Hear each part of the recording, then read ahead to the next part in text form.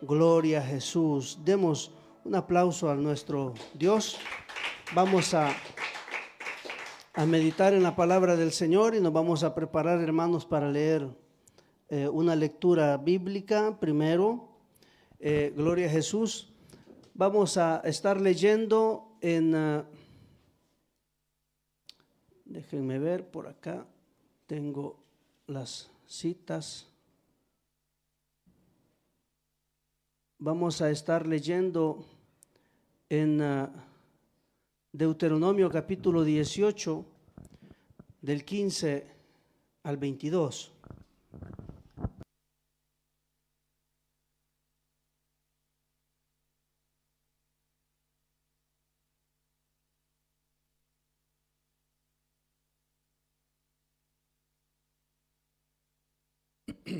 Gloria a Jesús. En la Biblia, la versión Reina Valera, esta lectura tiene un título y dice: Dios promete un profeta como Moisés. Así dice, ¿verdad? En la versión Reina Valera, Dios promete un profeta como Moisés. Leemos la palabra del Señor en el nombre del Padre, del Hijo y del Espíritu Santo, y dice: profeta en medio de ti, de tus hermanos como yo, te levantará Jehová tu Dios. Y aquí viene la cosa más importante, dice: a él oiréis. A él oiréis. ¿A quién se va a escuchar? A aquel que Dios va a levantar como Moisés, ¿verdad? Porque Moisés era un tipo. Conforme a todo lo que pediste a Jehová tu Dios en Horeb el día de la asamblea, diciendo: no vuelva yo a oír la voz de Jehová mi Dios, ni vea yo más este gran fuego para que no muera. Y Jehová me dijo: han hablado bien en lo que han dicho. Profeta les levantaré en medio de sus hermanos como tú, y pondré mis palabras en su boca, y él les hablará todo lo que yo le mandare. Mas a cualquiera que no oyere mis palabras que él hablare en mi nombre, yo le pediré cuenta. El profeta que tuviere la presunción de hablar palabra en mi nombre, a quien yo no le haya mandado hablar, o que hablare en nombre de dioses ajenos, el tal profeta morirá. Y si dijeres en tu corazón: ¿cómo conoceremos la palabra de Jehová, que Jehová no ha hablado? Si el profeta hablara en nombre de Jehová y no se cumpliere lo que dijo, ni aconteciere, es palabra que Jehová no ha hablado. Con presunción la habló tal profeta. No tengas temor de él. Amén. Señor, gracias te damos. Ayúdanos, Señor, a meditar en tu palabra. Te suplicamos y te rogamos, Señor. Ayúdanos e ilumínanos, Señor, nuestra mente, y que nuestro corazón esté listo para recibir tu palabra. En el nombre de Jesús. Amén y amén. Podemos acomodarnos. Dice el versículo 15 que leímos, que profeta en medio de ti, de tus hermanos como yo, te levantará Jehová tu Dios, a él oiréis. Esta expresión de Moisés, hermanos, aunque si el resto de la lectura habla de la participación de otros profetas, pero lo que dice al inicio está directamente relacionado con Cristo. Por eso el Señor, si recuerdan, en Juan 5:46, pongámoslo para recordar en la pantalla. En Juan 5:46, el Señor dice: porque si creyeseis, le dice a los religiosos de su tiempo, ¿verdad? Porque si creyeseis a Moisés, me creeríais a mí, porque de mí escribió él, ¿verdad? Y Moisés, en el versículo 15 de la lectura que estábamos, Deuteronomio 18, en el 15 dice: te levantará un profeta como yo, a él oiréis. A él oiréis. Y esto es importante que nosotros lo entendamos, hermanos. ¿Por qué? Fíjense que en el versículo 16, veamos si es este: conforme a todo lo que pedisteis. 17,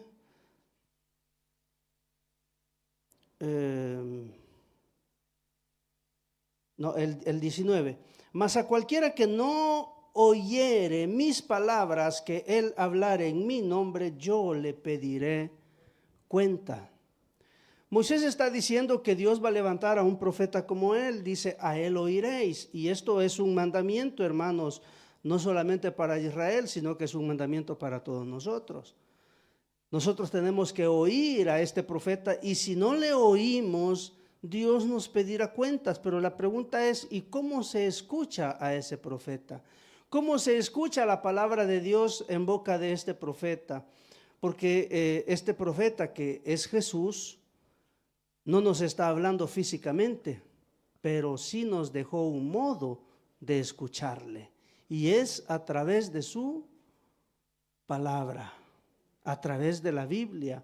La Biblia es palabra de él, de este profeta. Dice Juan, en el principio era la palabra y la palabra era Dios, era con Dios y la palabra era Dios. Entonces, toda la Biblia tiene que ver con Jesús. Ahora, Moisés está diciendo que debemos escuchar a este profeta. Moisés está diciendo que Dios va a levantar a un profeta como él. Así dice en el versículo 15. Levantará un profeta, dice, como yo. Como yo, dice, en medio de ti y de tus hermanos, como yo te levantará Jehová tu Dios, profeta. A él oiréis, es decir, no a Moisés, sino a este profeta, no a Moisés. Cuando Jesús vino, lo mataron porque él se proclamó hijo de Dios y todos los que estaban cuestionándolo a él hablaban bien de Moisés, idolatraban a Moisés, pero no aceptaron a Jesús. Y Jesús les está reclamando y les dice, mayor que Moisés soy yo, dice él. Antes que Moisés fuese, yo soy, dice él. Y si ustedes creyeran en Moisés, me creerían a mí porque Moisés de mí escribió, dice él. Y si nos vamos, hermanos, a ver rápidamente en los evangelios, en Lucas vamos a leer en el capítulo, déjenme ver, Lucas, me parece, capítulo 9, versículo 28, veamos, es este, que no veo bien.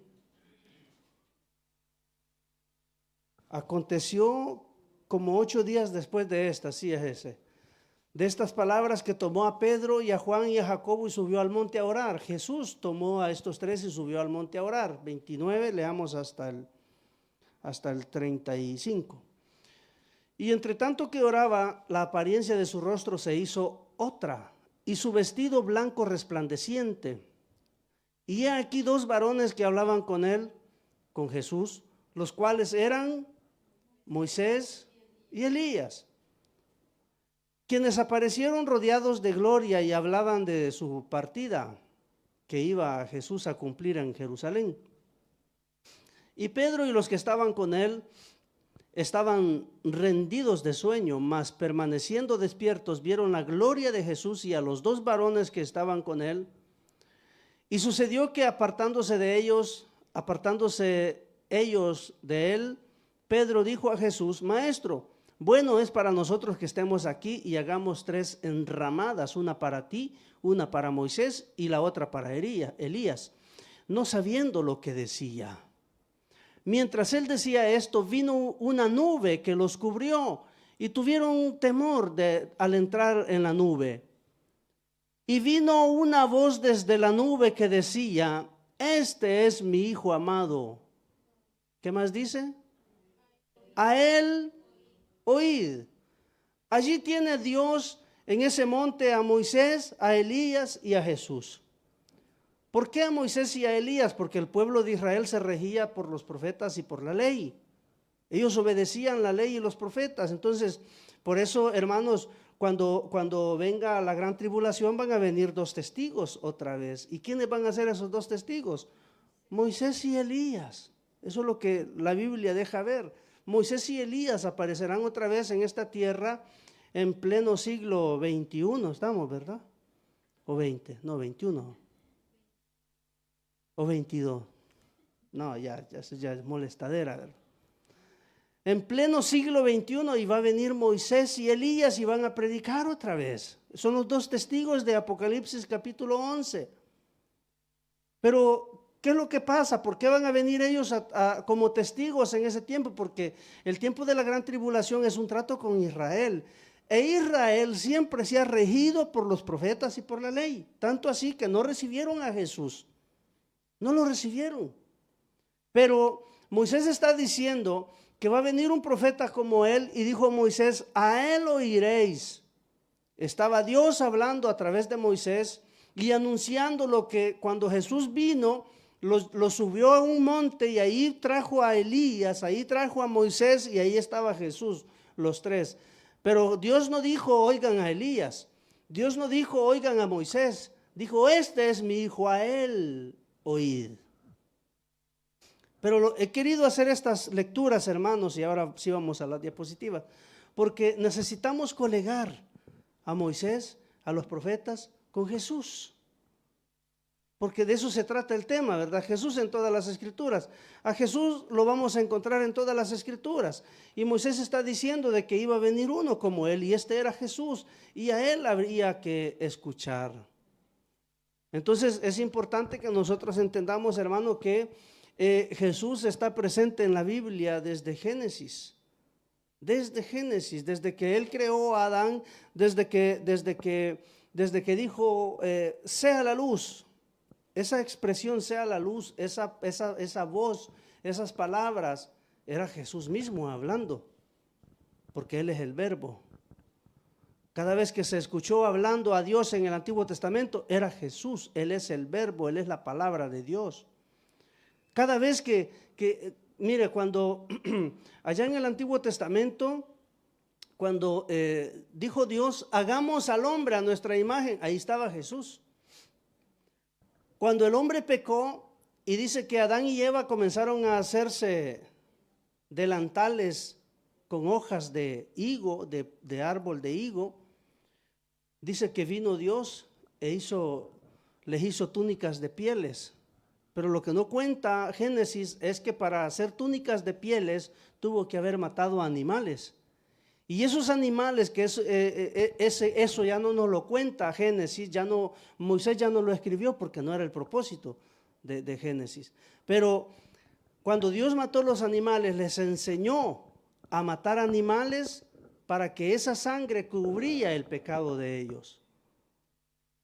El sacrificio de animales que luego le va a pedir a Israel, ya lo había establecido con Adán y Eva. Pero esa parte de Génesis no nos lo cuenta, pero es exactamente lo que sucedió. ¿Por qué lo sabemos? Porque un poquito más adelante está Caín y Abel y están ofreciendo sacrificio. Caín presenta tomates, pepinos, zanahorias, que no es lo que Dios había pedido. ¿Y Abel qué ofreció? Sacrificio de animal, que es lo que Dios había pedido. Por eso Dios aceptó la ofrenda de Abel y no la de Caín, porque Caín estaba ofreciendo una ofrenda vegetal, un sacrificio vegetal, pero lo que Dios había pedido era un sacrificio animal. Pero esto, ¿quién se lo enseñó a Abel? ¿Quién se lo enseñó a Abel? Sus papás, Adán, Eva. Porque del momento que dice que Dios les hizo túnicas de pieles, esas túnicas de pieles son producto de algo que Dios les estaba enseñando allá, y era sacrificar animales. Y con las pieles hicieron su ropaje, su vestido, que todo eso tiene un simbolismo y un significado también, porque el Señor nos cubre. Dice la Biblia que Él cubre nuestras vergüenzas, nuestra vergüenza. Y vemos a Jesús allí, porque esos animales sacrificados ya hablaban de un Cristo que iba a ser sacrificado en la cruz. Entonces Jesús lo hallamos, hermanos, en toda la historia. Entonces vamos a continuar con este estudio de Jesús en todas las escrituras.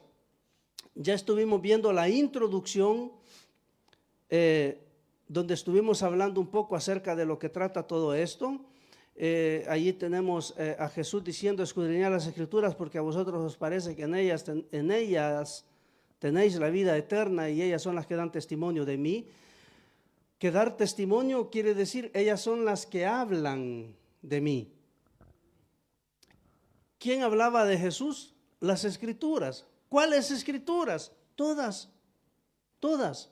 Entonces estuvimos viendo todo lo que Jesús estuvo diciendo desde el inicio. Dice que Jesús a los del camino de Emaús, dice que comenzó a predicarles y a enseñarles, y comenzando desde Moisés y siguiendo por los profetas. ¿Ven por qué en el monte, en el día de la transfiguración, Dios llevó al profeta Elías, que representa a todos los profetas, y a Moisés, que representa la ley, y a Jesús?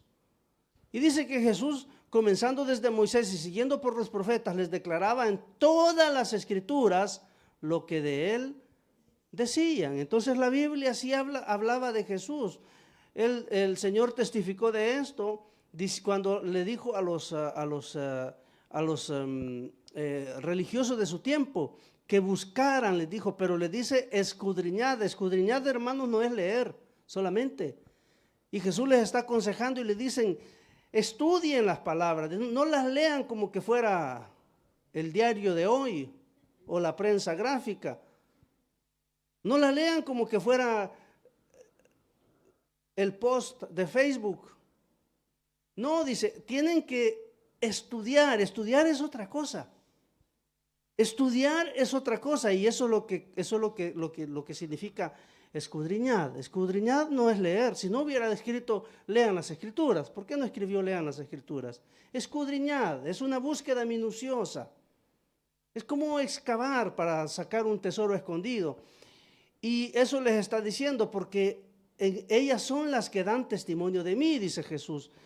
Y en el versículo 46, que fue el que leímos, lo leímos ya, dice: porque si creyeseis a Moisés, me creeríais a mí, porque de mí escribió él. Eso es lo que Jesús está diciendo. Moisés escribió de mí. Bueno, esto es lo que estuvimos viendo. Hoy vamos a ver el capítulo 1. Vamos a partir del capítulo 1, vamos a leer lo que está textualmente en el libro y algunos extras que agregué al estudio, porque ya dije el jueves pasado que este estudio de Jesús en todas las Escrituras no es un estudio exhaustivo, que quiere decir completo. Siempre va a haber algo que le falta al estudio, no contiene todo, porque si uno agregara todo, hermanos, en un libro, ¿cómo le digo? No es que no alcanzaría el papel alcanza, ¿verdad?, con lo que uno le quiera poner, pero no se acabaría nunca de estudiar. Hay muchas cosas que no están incluidas en este libro, pero que tenían que ver con Jesús. Y algunas de ellas las vamos a ver, las más a la mano. Pero ¿saben ustedes que esto también lo hizo el Señor con los evangelios? El apóstol Juan acaba diciendo en el Evangelio de Juan, y los que conocen la lectura saben que es así, dice: y muchas cosas más que el Señor hizo no se escribieron, dice Juan, porque si se hubieran escrito, no caberían los libros en todo el mundo, dijo. Más o menos, parafraseando lo que dijo, porque textualmente no lo recuerdo, pero dijo Juan al final del Evangelio de Juan: si se hubieran escrito todas las cosas que Jesús hizo, los libros no caberían en el mundo, dijo. Eso es lo que más o menos a lo que me refiero cuando digo que este estudio no es completo, no es exhaustivo, es la palabra correcta en español. No es algo encerrado que es solo esto y no hay más. No, hay más, hay mucho más. Pero vamos a dar un vistazo desde el principio para ver dónde encontramos a Jesús en la Biblia. Y vamos a comenzar con el Pentateuco. Que Pentateuco dijimos que eran los libros escritos por Moisés. ¿Y son cuántos libros? 5. Chao, me dijo la hermana. No, 5 eran, ¿verdad? Pues que chao me estaba diciendo. Vamos a comenzar viendo a Jesús en el Pentateuco. Y vamos a iniciar desde Génesis, pues. El Pentateuco, los 5 primeros libros de la Biblia escritos por Moisés, es la base de toda la revelación bíblica. Aunque muchos lo ven como una sección distante, llena de leyes y de genealogías, Jesús mismo afirmó que Moisés escribió de él en Juan 5:46, que es lo que ya leímos, ¿verdad? Jesús mismo afirmó que Moisés escribió de él. Cada libro del Pentateuco contiene claves, sombras y figuras que apuntan directa o simbólicamente al Mesías. En este capítulo exploraremos cómo Cristo está presente desde el principio de la historia bíblica. Génesis. Hoy vamos a ver Génesis y Éxodo, hermanos, y ahí nos paramos si es que llegamos a Éxodo. Jesús es la simiente prometida. Este es digamos que es el mensaje un poquito más central de Génesis, donde aparece la promesa de una simiente, la simiente de la mujer que aplastaría la cabeza de la serpiente, ¿verdad? Y pues es Jesús. Es Jesús que al final iba a nacer de una mujer, que es lo que vemos en la Biblia. Ahora, Génesis narra el origen del universo, el hombre, del pecado y del plan redentor de Dios. En medio de la caída ya encontramos una promesa mesiánica. Dice Génesis capítulo 3, versículo 15, y pondré enemistad entre ti y la mujer, entre tu simiente y la simiente suya.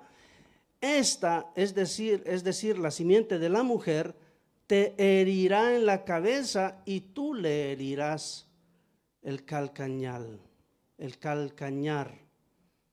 Es decir, que eso que la serpiente, que es el diablo, le heriría el calcañar al Señor, es una herida mínima, si así se puede decir, respecto a la que le viene a él, porque a él le dijo que te herirá en la cabeza.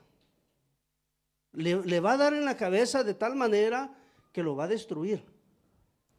Lo va a destruir. No lo ha hecho todavía porque ese es el plan de Dios. El diablo no se le ha escapado al Señor. No anda haciendo de las suyas porque Dios no lo ha podido agarrar todavía. No, es que Dios no lo anda buscando. El diablo anda haciendo lo que anda haciendo porque es parte del plan de Dios. Pero viene el momento donde dijo Pablo que el Señor destruiría no solamente al falso profeta, no solamente al anticristo, sino que también al mismo Satanás va a ser destruido. Primero encarcelado, después va a ser liberado, después otra vez aprisionado y finalmente va a ser destruido. Están destinados a ser destruidos y esto también, hermanos, no viene solamente para él, sino que para todos aquellos que no quieren saber nada de Dios. Jesús dijo, cuando echó al fuego a los de su derecha, me parece, a los de la izquierda o la derecha, los de la izquierda, les dice, al fuego eterno que fue preparado para el diablo y sus ángeles. Esa condenación no era para el hombre, era para el diablo, pero para todos los hombres que no quieren saber nada de Dios, lamentablemente van a ir a parar allí. Ahora, ese es un tema bastante complejo y bastante profundo, y hay mucho que aprender también del infierno, fíjense, porque la idea de Dios, porque Dios no es malo, Dios no es malo ni es vengativo, Dios no se goza en castigar, Dios no se goza, hermano, en hacer sufrir. Lo que Él es justo. Por eso que va a venir un tiempo donde, fíjense que ahorita, quizás me voy a salir un poquito del tema, pero poquito así, poquitito. Hoy, los que mueren sin Dios, ¿a dónde van? Porque los que mueren con Dios van al paraíso, van con Dios a descansar, duermen, están en un reposo eterno esperando la resurrección. Pero el que muere sin Dios, por ahora, en este momento, le toca ir a un lugar de tormento y de castigo, pero ese lugar no es eterno. No es eterno. Es el infierno. Pero según lo que la Biblia deja ver, es que viene un día cuando será el juicio del trono blanco, el juicio final, donde Satanás y todos los que se fueron sin Dios, simple y sencillamente van a ser destruidos. O sea, que Dios no los va a dejar ahí sufriendo todo el tiempo, porque no es lo que Dios quiere. Dios no es malo. Lo que va a hacer es que los va a destruir, los va a deshacer, va a terminar su existencia. Pero mientras tanto están sufriendo. Mientras tanto, ahorita los que se fueron sin Dios están en el fuego. Algunos ya tienen varios miles de años de estar en el fuego. Pero cuando venga el juicio del trono blanco y Dios los saque del infierno, porque los va a sacar del infierno para juzgarlos, a los hombres que se murieron sin Él, y de ahí van a ser lanzados a un lago, donde ese lago de fuego y azufre no es que los tiene allí encarcelados, sino que el poder de ese lago de fuego y de azufre es que los destruye totalmente. Es decir, se borra la existencia de todo aquel que va a ir a parar allí. El mismo diablo va a ser destruido. Con destruido quiero decir deshecho, como que nunca existió. Y ahí se acabó todo, ahí sí se acabó todo. Hoy no, y muchos dicen y viven como quieren porque dicen, cuando yo me muera ahí se acabó todo. No, acá no se acaba todo. Acá todavía hay que ir o al fuego del infierno o a descansar con Dios. Pero viene un tiempo donde sí, Dios va a destruir a todo, porque ese es el plan de Dios. Acabar, no van a quedar vestigios, no van a quedar rasgos, no va a quedar tracha, dice en italiano, no van a quedar rastros de los malos y de la maldad, ni del pecado. Va a ser desaparecido totalmente, porque Dios no se goza en ver sufrir, en ver penar, no es la esencia de Dios, si Dios es amor. Ahora, se va al fuego hoy porque Dios es justo, y todos tienen que pagar por sus malas obras. De hecho, nosotros también, si no nos agarramos del Señor, por eso decía el martes, creo, ¿verdad?, que el Señor fue al infierno.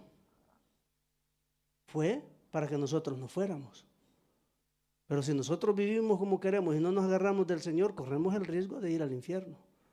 Así que tenemos que tener cuidado de no andar de mentirosos, de no andar de falsos, de no andar de hipócritas, de no andar de orgullosos, de no andar de altivos. Mire, hermano, tanto se habla del borracho, tanto se habla del pecador, de aquel que su pecado es evidente, pero no se habla del orgulloso. Como que si el orgullo no fuera pecado, y tanto se va a quedar el borracho como el orgulloso. Pero como el orgullo no se ve, la malicia no se ve, no se habla de eso. Necesitamos estar bien parados.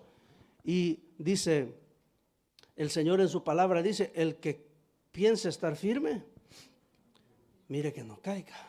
Ahora, volvamos al estudio. Este versículo es conocido como el protoevangelio. ¿Cuál versículo? Génesis 3:15. Es conocido como el protoevangelio. Protoevangelio, hermanos, se le llama así porque su significado es la primera vez que se habla de Cristo. Y a esto se le llama protoevangelio. Es la primera profecía sobre Cristo. Habla de un descendiente de la mujer que destruirá la obra de Satanás, aunque será herido en el proceso, es decir, la cruz. Esa es la herida del calcañar, la cruz, pero es todo un plan de Dios, no es que el diablo lo agarró al Señor y le hizo daño, no, ya era el plan, pero esa es la herida del calcañar, la cruz. Una imagen clara de Jesús en la cruz. Ahora, Veamos otras figuras cristológicas en Génesis. Aquí es donde vamos a ir viendo, y ustedes ahí ya está lista, la tienen, ¿verdad? Adán. Adán como figura de Cristo. Así como por Adán entró el pecado, por Cristo vino la justicia, la justificación. Esto lo encontramos en Romanos capítulo 5, versículos del 14 al 19. Es decir, al Señor en la Biblia se le conoce también como el postrer Adán, ¿verdad? El primero lo perdió todo y el segundo vino y recuperó lo que el primero había perdido. Entonces está el primer Adán y el último Adán. El postrer es el último y el último Adán. Entonces Adán mismo era una figura de Cristo. A Adán se le dio que señoreara la tierra, ¿verdad? ¿Han leído? Que dijo enseñorear sobre la tierra los animales, las bestias del campo, del aire, del mar y todo, pero no lo hizo porque pecó.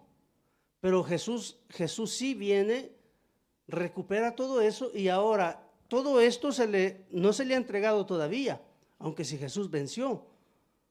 Pero cuando el Señor regrese en su segunda venida, no en el rapto, sino después del rapto, después de la gran tribulación, se le va a entregar a Él todo esto. Por eso lo que se le dio a Adán y no lo conservó, también se le va a dar a Jesús. Por eso Adán era un tipo de Cristo.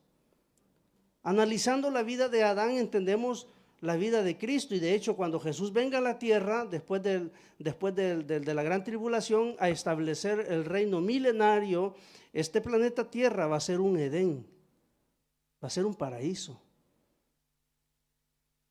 Y el Adán que estaba allá en Génesis ahora ya no está, ahora va a ser Jesús, el Adán que va a estar reinando y señoreando sobre la tierra. Entonces Adán es un tipo de Cristo. También tenemos a Abel. Abel es el justo que fue asesinado injustamente. Abel, hermanos, representa a Jesús. La sangre de Abel clama desde la tierra, dijo Dios. La sangre de Jesús también clama desde la tierra. Justo era Abel, justo también era Jesús, que murió por todos nosotros. Abel viene a ser entonces una figura de Cristo en Génesis. Luego tenemos a Isaac, el hijo prometido ofrecido en sacrificio.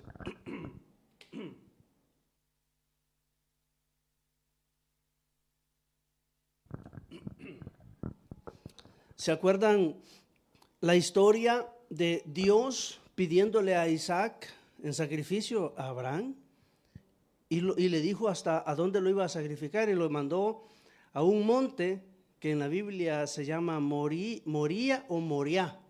No sé a dónde lleva el acento, o Moría o Moriah. Pero ese monte más tarde se convertiría en Jerusalén. Es el mismo monte. Cuando llegó Abraham a Isaac a sacrificarlo ahí, solo había una montaña, un monte, nada más. Era un monte y basta. Pero pasan los años, los siglos, y se convierte en Jerusalén, que no se llamaba Jerusalén. Cuando fundaron la primera ciudad no se llamaba Jerusalén, tenía otros nombres. Pero después fue cambiando, hasta que finalmente se llama Jerusalén, la ciudad de David. Jerusalén, la ciudad de paz. ¿A dónde iban a sacrificar a Isaac? En Jerusalén, solo que no se llamaba Jerusalén. ¿A dónde sacrificaron a Jesús? En Jerusalén. Entonces, esta figura de un padre ofreciendo a su hijo, es decir, Abraham ofreciendo a Isaac, es una imagen clara de el Padre Dios ofreciendo a su Hijo Jesucristo en un sacrificio, que ese sacrificio era por nosotros. Juan 3:16, porque de tal manera amó Dios al mundo que dio a su Hijo unigénito, para que todo aquel que en Él crea no se pierda, sino que tenga vida eterna. Ahora, entonces, Isaac es una figura de Cristo, una imagen de Cristo. José José, hermanos, cuando vamos a leer la historia de José, también vemos que es la misma historia de Jesús. Pero necesitamos leerla con cuidado e ir comparando. Y vamos a ver que todo lo que vamos comparando con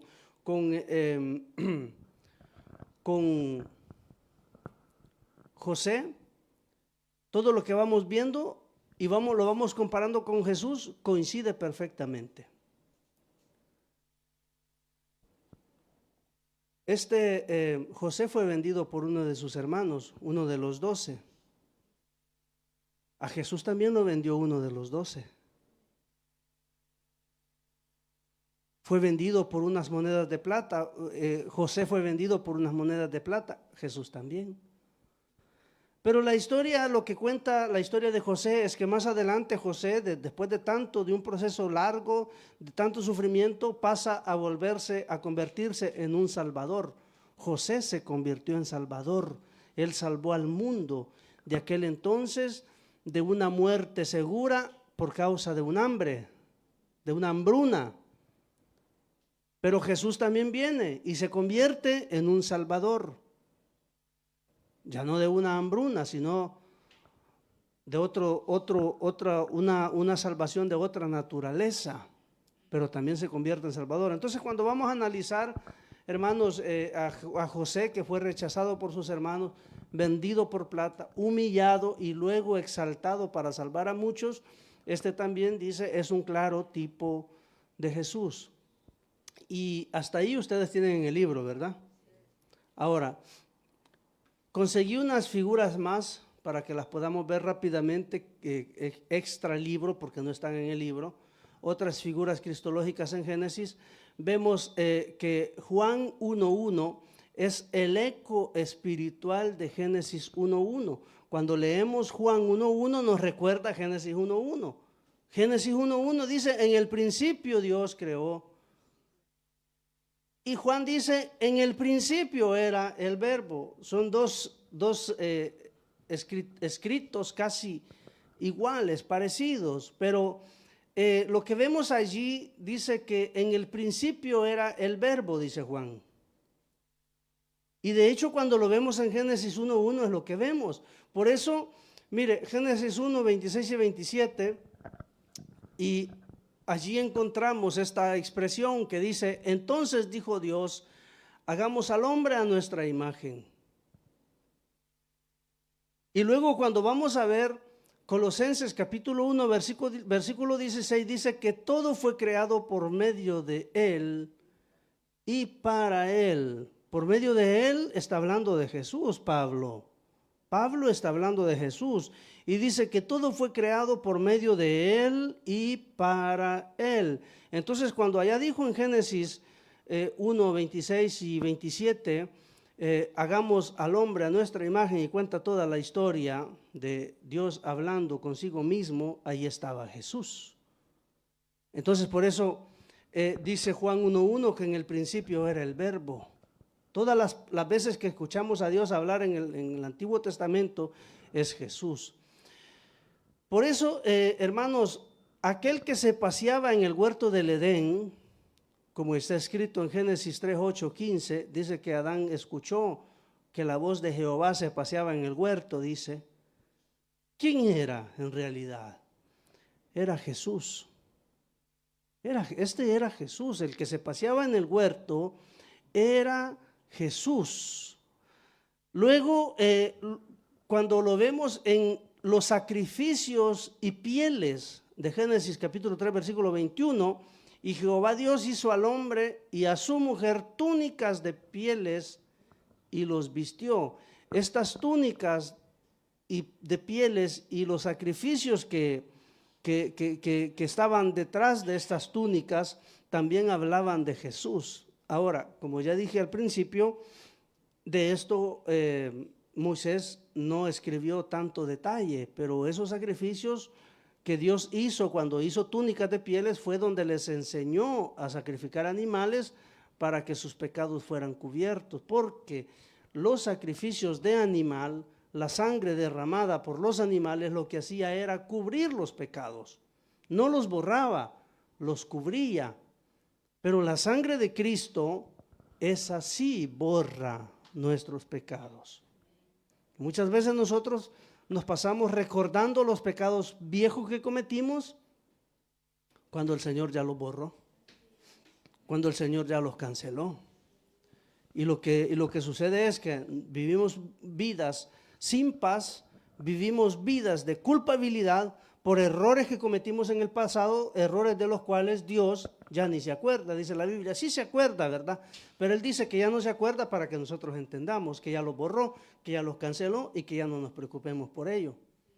La sangre de Cristo, hermanos, borra nuestros pecados.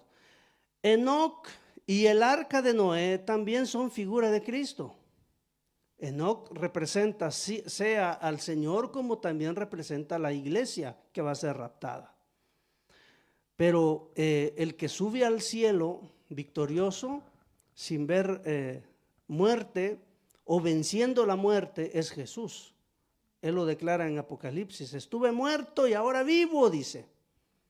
Es este Enoc que fue llevado al cielo sin ver muerte en un tiempo donde, hermanos, el contexto nos dice que, por el contexto entendemos, mejor dicho, que era un tipo de Cristo que vino a representar primero al Señor y después a la iglesia. Y Noé también, pero la figura de Noé no representa a Cristo. Noé representa a Israel. Enoc representa a la iglesia, Noé representa a Israel. Por eso Enoc se fue antes del juicio, la iglesia se va a ir antes del juicio. Noé fue salvado en el juicio, que es Israel que va a ser salvado durante el juicio. Pero el arca sí representa a Jesús, que es la iglesia, ¿verdad? Esa entidad que se llama iglesia, pero es Cristo en sí. Entonces, Enoc y el arca también representan a Cristo. Ahora, hermano, esto dicho así, como lo estamos viendo nosotros, sí lo entendemos, pero no plenamente. Por eso dije que este estudio no es completo, es decir, no es exhaustivo, es decir, no lo encierra todo, porque de cada una de esas líneas que vemos ahí en la pantalla, podría salir un mensaje, una prédica de más de una hora, de cada línea, y nosotros en una hora vamos a ver todo. Pero si nosotros lo estudiáramos como debiera de ser, hermano, tenemos estudio para 7 años. Cuando terminamos allá, el estudio allá, después de 7 años, ya no nos acordamos ni qué comenzamos estudiando. Si ya no nos acordamos lo que vimos el jueves pasado, menos lo que vimos hace 7 años, ¿verdad? Melquisedec, el rey de Salem, este también es una figura y tipo de Cristo.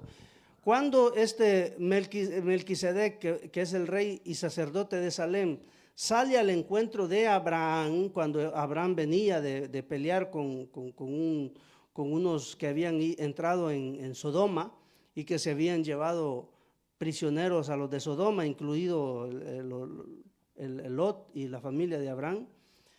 Abraham fue y les hizo guerra, los venció y regresó. Y cuando regresó, le salió al encuentro este rey y sacerdote de Salem y dice que les ofrece pan y vino. Este Melquisedec le ofrece pan y vino a Abraham. Y este pan y vino es lo que Jesús usa para establecer el nuevo pacto con nosotros. Es la Santa Cena. Entonces Melquisedec es un tipo de Cristo. Ya se estaba anunciando a un Cristo que iba a establecer un pacto a través del pan y del vino, que es lo que el Señor vino a establecer, porque dijo, coman del pan y beban de la copa del nuevo pacto. Entonces Melquisedec es un tipo de Jesús. La visita a Abraham, en la visita de Abraham cuando van a destruir a Sodoma, aparecen 3 varones allí. 2 se van para la ciudad, los que van a rescatar a Lot, y 1 se queda. Pero la Biblia le llama Jehová a ese que se queda. Pero no era Jehová Padre. Le llama Jehová porque en la antigüedad se desconocía de la Trinidad. En la antigüedad no se conocía al Dios Padre. Jesús lo vino a presentar como Padre. Jesús lo vino a presentar, aunque si Dios proféticamente dijo, yo les seré por Padre y ellos me serán por Hijo. Dios lo dijo en algunos momentos, pero el que lo viene a presentar como Padre, como figura de Padre, como nosotros lo conocemos, fue Jesús, porque Él se presentó como Hijo. Y dijo, ustedes también cuando oren digan así, Padre nuestro que estás en los cielos. Es decir, lo que Jesús está diciendo, ojo, les dice a los que le están siguiendo a Él, ojo, no es solo Padre mío, dice Jesús, también es Padre de ustedes. Eso es lo que Jesús está diciendo. Entonces, aquel Jehová que aparece allí, que se le llama Jehová por eso, es Jesús. Cada vez que aparece en la Biblia un personaje, a veces se le llama el ángel de Jehová, ángel con la A mayúscula, era Jesús. Y aparece en varias ocasiones. El ángel de Jehová con Agar, por ejemplo, Génesis 16, se le aparece a Agar un ángel, que también era Jesús, el que se le apareció a Agar. Isaac, Rebeca son figura profética de Cristo con la iglesia. Isaac, pues ya establecimos que representa a Jesús, ¿verdad? Pero Rebeca representa a la iglesia, y esto pues ya lo estuvimos viendo también cuando dije un tiempo atrás que cuando Abraham manda a buscar esposa al hijo, es Dios buscando la esposa a Jesús, y la esposa era Rebeca, y Rebeca viene a ser la iglesia. Somos nosotros en la figura bíblica. Jacob y la escalera del cielo. ¿Se acuerdan que Jacob se quedó dormido y soñó y vio una escalera que iba al cielo y ángeles que subían y bajaban? Pues el acceso abierto por Cristo, mire, eso está en Génesis 28, 10 al 22, pero en Juan 1:51 leemos que Jesús dice, de cierto os digo, de aquí en adelante veréis el cielo abierto y a los ángeles de Dios que suben y descienden sobre el Hijo del Hombre. Entonces, ¿qué está diciendo? Que la escalera es Él. Fíjese, para ir al cielo, en la Biblia, pues sí, pusieron una escalera, ¿verdad? Porque ellos no tuvieron ascensores, sino quizás hubieran puesto un ascensor que subía hasta el cielo. Pusieron escalera porque era lo que ellos usaban para poder subir a un lugar alto. Pero lo que está diciendo Génesis con la escalera es que, bueno, Jesús lo confirma, que esa escalera que nos permite subir al cielo, que conecta el cielo con la tierra, es Él. Jesús es la escalera. Él dijo, de ahora en adelante, dijo, veréis el cielo abierto y a los ángeles de Dios que suben y descienden sobre el Hijo del Hombre. Es decir, yo soy la escalera que Jacob vio en el sueño. Estas son entonces, hermanos, figuras de Cristo en Génesis. Génesis 32, 24, y se quedó Jacob solo y luchó con él un varón hasta que rayaba el alba, cuando Jacob peleó con el ángel, ¿verdad? Por una bendición, dice el corito. Este varón que luchó con Jacob es Jesús, también es Jesús. Y esto, hermano, aquí no es que se está forzando una interpretación, no, es la interpretación de la Biblia. Todos los que estudian saben qué es lo que significa. Este varón que luchó con Jacob es Jesús, es la figura del Señor. Esas son entonces las figuras, más o menos. Ya dije que no podemos abarcarlo todo porque honestamente hay mucho que ver, hay mucho que analizar, pero es lo que más está a la vista, lo que hemos podido apreciar. Donde todas figuras, donde en Génesis vemos a Jesús. Entonces, fíjense, ¿vieron cuántas ¿Cuántas veces apareció Jesús? Mire cuántas veces aparece Jesús en Génesis. Acá, y aquí faltan las de la diapositiva anterior, que son estas, todas estas. Están estas, más estas. Y esto es solo Génesis. Jesús dijo que Moisés escribió de él, ¿verdad? Dijo Jesús que Moisés había escrito de él. Y si ustedes le creyeran a Moisés, le dijo a los fariseos, me creerían a mí, les dice, porque Moisés de mí escribió. Y aquí vemos todo esto solo en Génesis. Solo en Génesis. Ahora vamos a ver en Éxodo. Rápidamente, faltan 10 minutos para que concluyamos. Jesús, lo que vemos más a la vista, así como en Génesis lo más a la vista y lo más central del mensaje era la simiente prometida, en Éxodo es Jesús es el Cordero de la Pascua. Jesús es el Cordero de la Pascua. Y aquí vamos a ver, Éxodo revela la redención del pueblo de Israel de la esclavitud de Egipto. Una imagen clara de nuestra redención del pecado. Esto es lo que he dicho muchas veces. Moisés yendo a liberar a un pueblo de Egipto es lo que Jesús hizo con nosotros, que nos liberó del faraón el diablo y de Egipto el mundo, ¿verdad? Éxodo 12 dice, tomarán de la sangre y la pondrán en los dos postes y en los dinteles de las casas, y veré la sangre y pasaré de vosotros. La sangre siempre fue, hermano, el medio para que Dios no castigara, para que Dios no matara. Y esta historia la encontramos en Éxodo capítulo 12, capítulo 12, ¿verdad? Cuando se habla de la Pascua. Jesús es el verdadero Cordero Pascual cuya sangre nos libra del juicio. En Juan 1:29, que no lo escribí, pero en Juan 1:29 dice que Juan Bautista, cuando ve acercarse a Jesús, cuando fue a que Juan lo bautizara, Juan Bautista ve a Jesús y dice, he aquí el Cordero de Dios que quita el pecado del mundo. Lo identificó con aquel Cordero Pascual, a Jesús.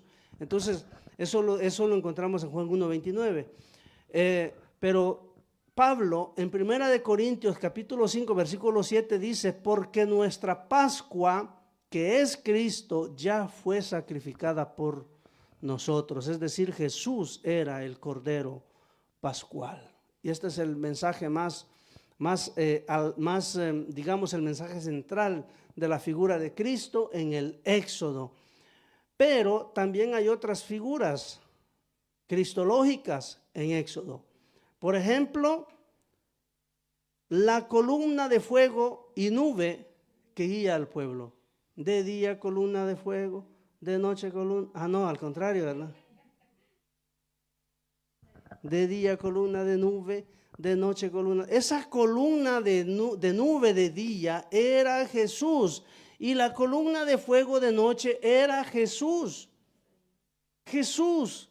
Mas Jesús lo vamos a ver en varias ocasiones. El pan que descendía del cielo, el maná, que no era simbólico, hermanos. Jesús literalmente era ese pan. Jesús se convirtió en pan y descendió en pan y la gente se lo comía. Y era Jesús. Jesús después viene en los evangelios y lo declara, yo soy el verdadero pan que descendió del cielo. Era Jesús, y eso no era simbólico, era literal. Era literal. Como cuando nosotros hoy, Santa Cena, nos comemos el pedazo de pan, mientras está en nuestra mano es pan, pero una vez ingerido, se convierte en la carne de Cristo. Entonces, la figura de allá tenía que ver con lo que nosotros ahora vivimos en el Señor y con el Señor. Entonces, mire, en Juan 8:12 dice el Señor, yo soy la luz del mundo y el que me sigue no andará en tinieblas. ¿Y qué hacía el Señor de noche para guiar al pueblo? Se convertía en una gran columna de fuego. Esa columna, hermano, a veces en las películas y en las series ponen una columna en pie. Pero la realidad, lo más lógico y lo más natural, lo que la Biblia sugiere es que la columna era horizontal. Porque tanto es columna la que está parada como la que está horizontal. Son siempre columnas. No estaba parada. Porque si la columna hubiera estado parada, hubieran tenido más fuego unos, más calor unos y los demás lejos. Por no quemar a los demás cerca, hubieran tenido más frío los demás lejos. Y eran millones, no eran 4 gatos, eran millones los israelitas. Entonces la columna tenía que estar en el cielo y horizontal cubriéndolos a todos, por encima de ellos. No parada aquí que los más cercanos quemándose y los más lejanos con frío. No es lógico, ¿verdad? Y esta columna de nube, por ejemplo, ¿por qué de día era columna de nube? Porque en el desierto hace calor de día y de noche hace frío. En el desierto se puede morir de calor en el día y se puede morir de noche, de frío en la noche.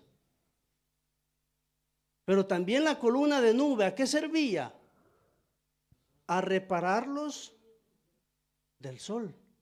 Les hacía sombra. Entonces, una columna en pie no los cubría, ¿verdad? Pero así sí. Nubes alineadas, una sola nube larga, ancha, cuadrada o rectangular, como sea, pero que los cubría y les daba sombra a todos. Parecía que estaban en el mar los israelitas. Pero el punto es que esa columna era Jesús. Porque si lo vamos a buscar en la Biblia, también hay referencia que habla. Nosotros le pedimos al Señor, cúbrenos, Señor, protégenos. Y esa es figura también de la columna. Para eso existía la columna, para cubrir y para proteger. Los protegía del frío, los protegía de la calor y los cubría. Porque lo característico en Dios es que Él cubre, siempre cubre. Vemos al Señor en el maná que descendió del cielo, que ya mencionamos, ¿verdad? Jesús lo identifica como símbolo de sí mismo en Juan 6, 31 al 35.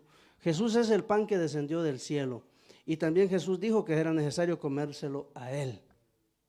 Dijo, ¿verdad? Que era necesario comérselo a Él.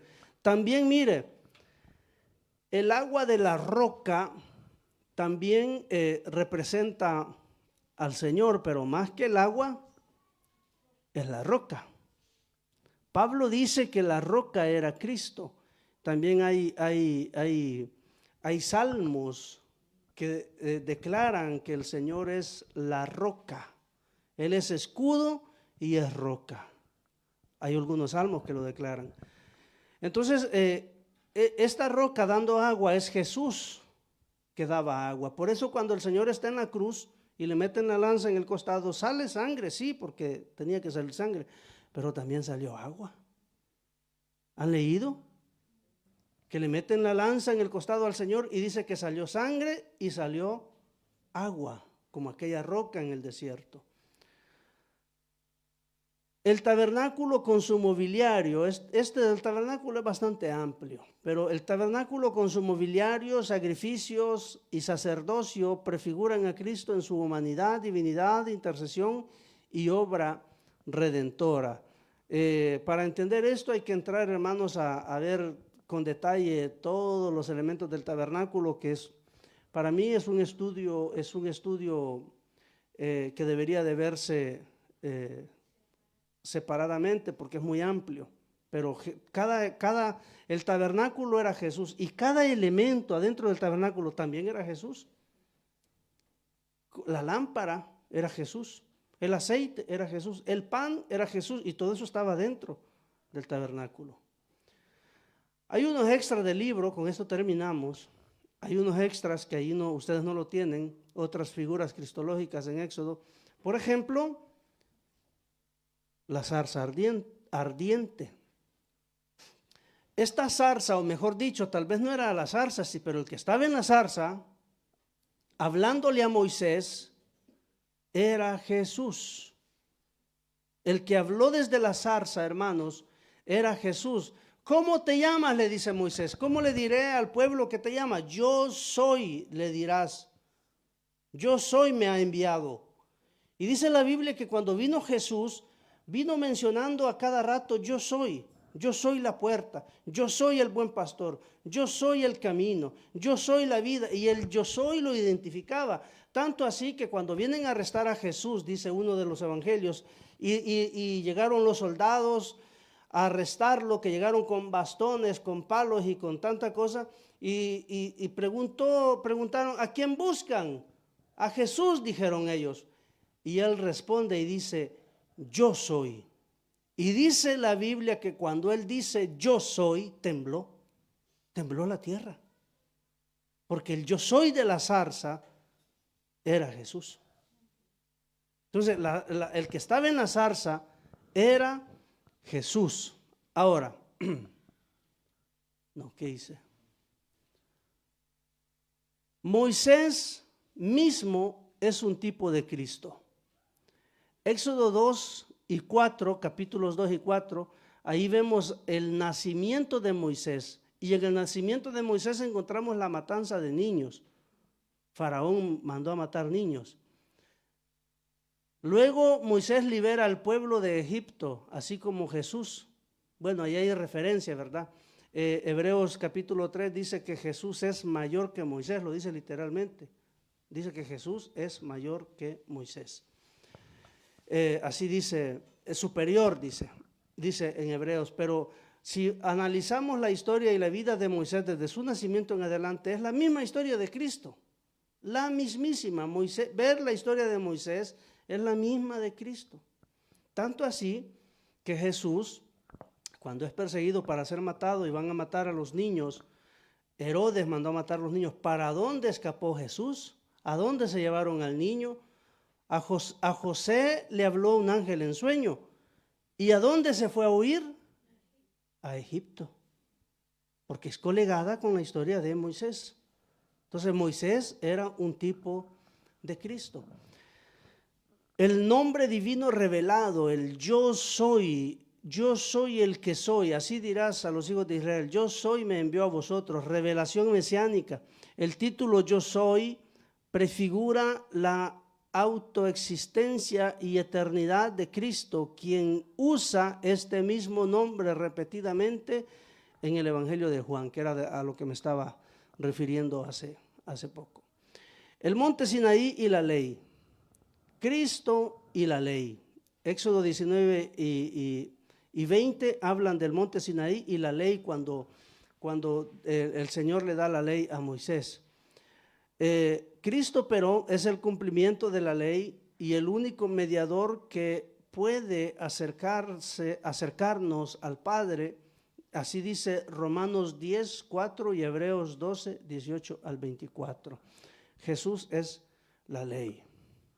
Jesús, hermanos, vieron en la lectura inicial, vimos en el monte a Elías, Moisés y Jesús. Y una nube llega y habla el Padre y dice, este es mi Hijo amado, a él oíd. ¿Qué pasó?